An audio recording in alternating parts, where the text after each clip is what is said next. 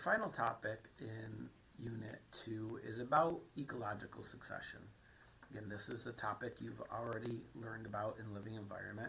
We're going to go into a little bit more detail, however. So the concept of succession is that in a given climate, there is a predictable pattern in which a disturbed area is colonized by various species over time.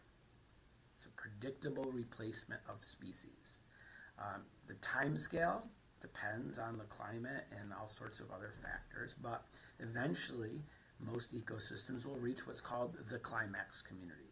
This is the typical biome that is appropriate for that climate.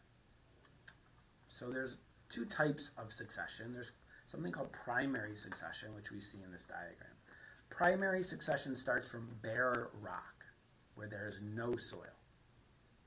And so the way that this happens is there are some organisms that can start to grow on bare rock.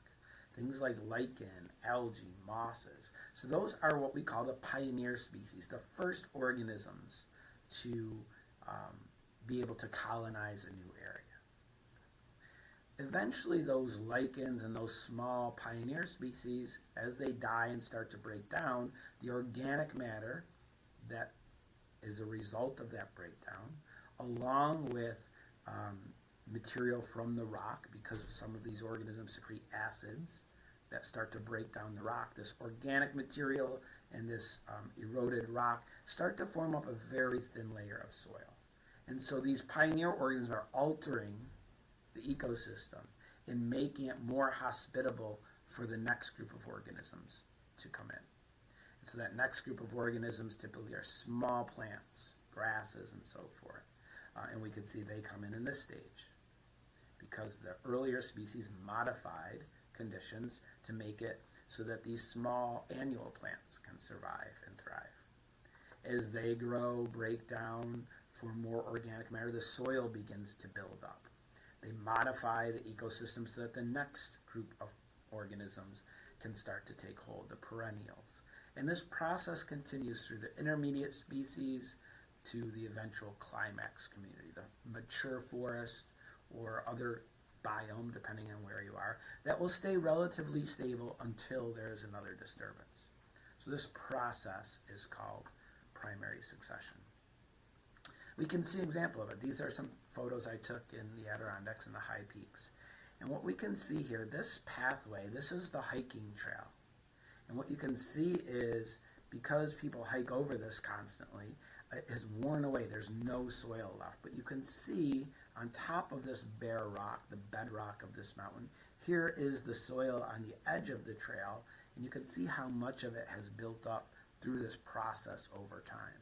Here we have another picture where we see some grasses that are starting to become established on this mountaintop. And so again, this is one of the earlier stages of primary succession. We can see the later stages back here where you have these evergreen trees.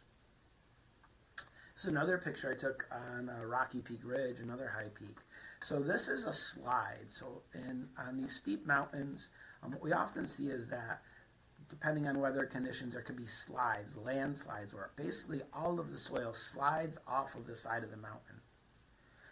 And these slides take place. You can see another slide over here or in the background. They're quite distinct when you look at them if you've hiked up a mountain because it's lighter in color. You can see the bedrock. There's very little vegetation. But I took this picture because what you see on this slide is the beginning of primary succession again.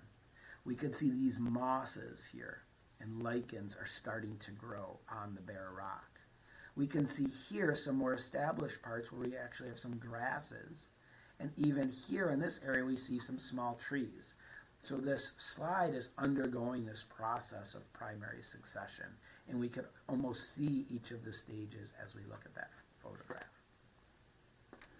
When we talk about secondary succession, this is very similar, but it occurs in an area that has soil already, in a disturbed area that has retained its soil.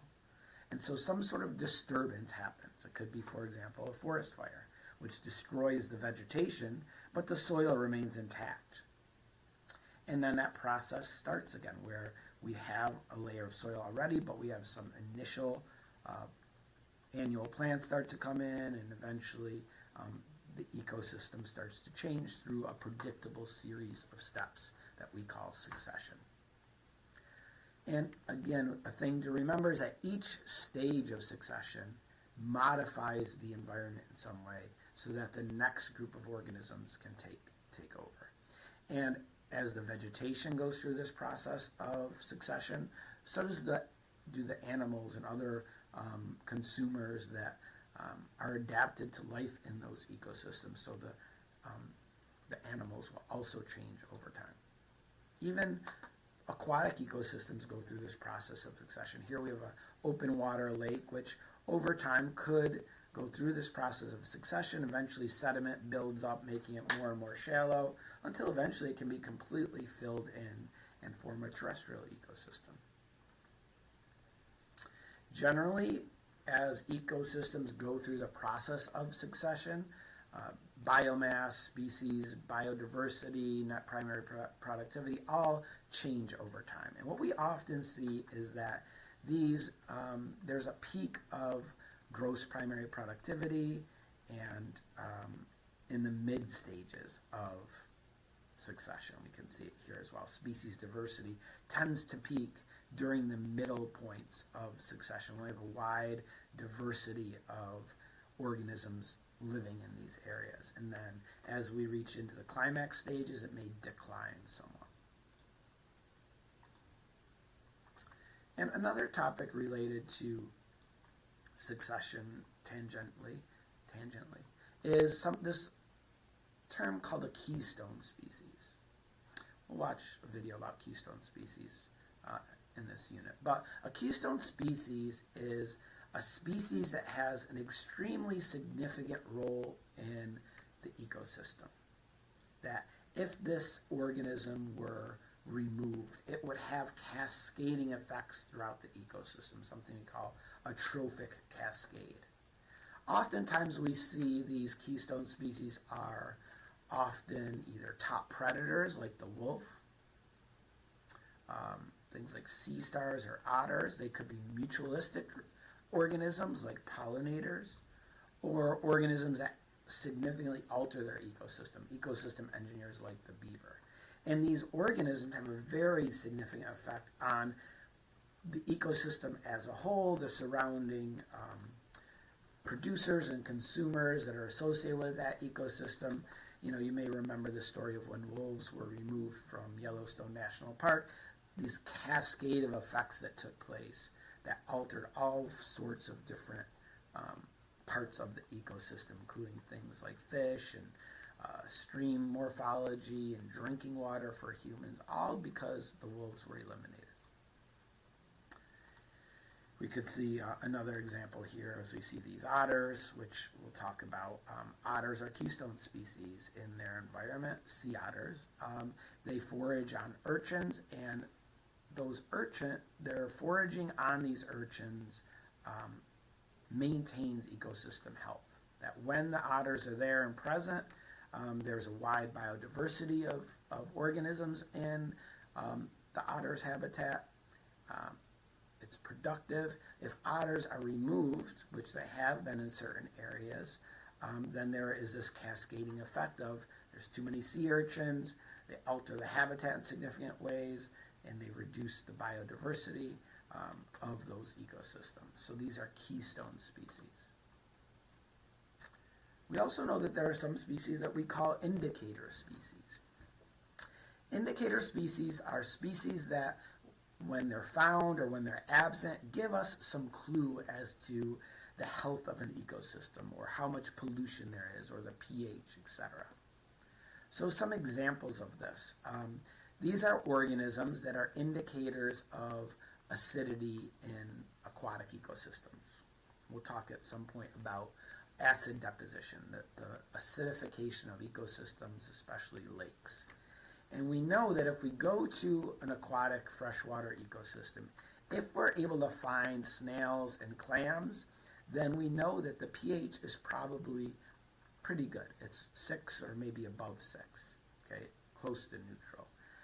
If we find that those snails and clams are absent, but we do find bass, crayfish, mayflies, etc., that's an indication that the pH might be somewhat lower. If all we find are frogs, that would be an indicator that there's a very low pH. And so these are called indicator species because these species have a range of tolerance in relationship to pH. And so whether they're there or not tells us some information. Here are some aquatic species that, depending on which of these species we find, can indicate how much pollution is present in a stream ecosystem, for example. If we find mayfly nymphs, we know that that's relatively healthy water. If we don't find the mayfly or dragonfly nymphs and we only find these tubiflex worms, that's an indication of high pollution levels.